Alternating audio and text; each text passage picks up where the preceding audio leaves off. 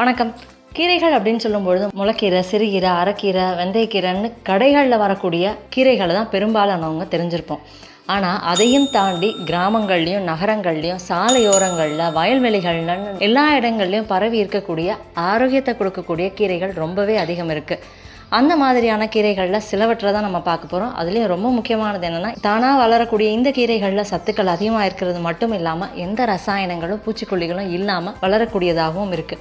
நோய் எதிர்ப்பு ஆற்றல் மட்டும் இல்லாமல் சுண்ணாம்பு சத்து, இரும்பு சத்துன்னு பல சத்துக்களையும் கொடுக்கக்கூடிய ஒரு ஆரோக்கியமான கீரைகளாகவும் இருக்குது. அதில் சிலவற்றை இந்த வீடியோவில் பார்க்கலாம். அடுத்தடுத்து வரக்கூடிய வீடியோக்களில் மற்ற கீரைகளையும் பார்க்கலாம். பலருக்கும் இதெல்லாம் கீரைகள் தானா, நம்ம சாப்பிடலாமா அப்படின்னு கண்டிப்பாக தெரியாமல் இருக்கும். இது எல்லாமே ஆரோக்கியத்தை கொடுக்கக்கூடிய ஒரு கீரைகள் தான். வல்லாரை கீரை இது நல்ல ஒரு வல்லமையை கொடுக்கக்கூடியது. அது மட்டும் இல்லாமல் நினைவாற்றலை அதிகரிக்கக்கூடிய கீரை இது. குழந்தைகளுக்கு கொடுக்கறது ரொம்பவே சிறப்பானது. மூளை நரம்புகளை பலப்படுத்தக்கூடியது. அது மட்டும் இல்லாமல் வாயில் வரக்கூடிய புண், வயிற்றில் வரக்கூடிய கடுப்பு, வயிறு எரிச்சல், வயிற்றில் வரக்கூடிய புண், காய்ச்சலை குணமாக்கக்கூடியது.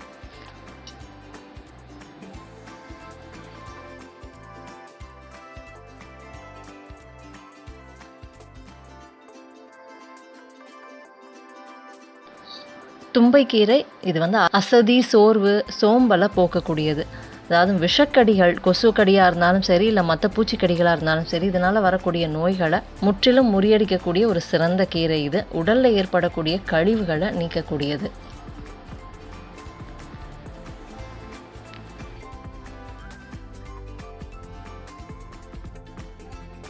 வெள்ளை கரிசலாங்கண்ணி கீரை இது.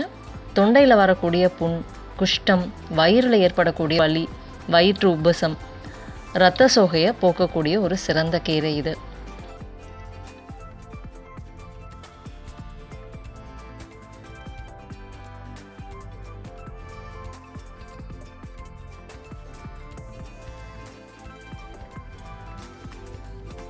காணாவாழைக்கீரை பொதுவாக எல்லா இடங்கள்லையுமே நம்ம பார்க்க முடியும். இந்த கீரையை வெட்டைச்சூடு, அதாவது உடலில் ஏற்படக்கூடிய அதிகமான உஷ்ணத்தை போக்கக்கூடிய ஒரு சிறந்த கீரை இது.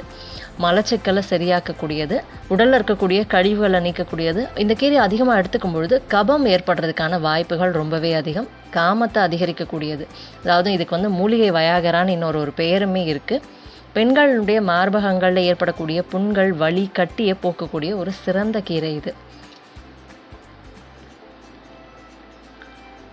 முடக்கத்தான் கீரை வாத நோய்கள், மூட்டில் ஏற்படக்கூடிய எல்லா விதமான வலிகள், வீக்கங்களை போக்கக்கூடிய ஒரு சிறந்த கீரை இது.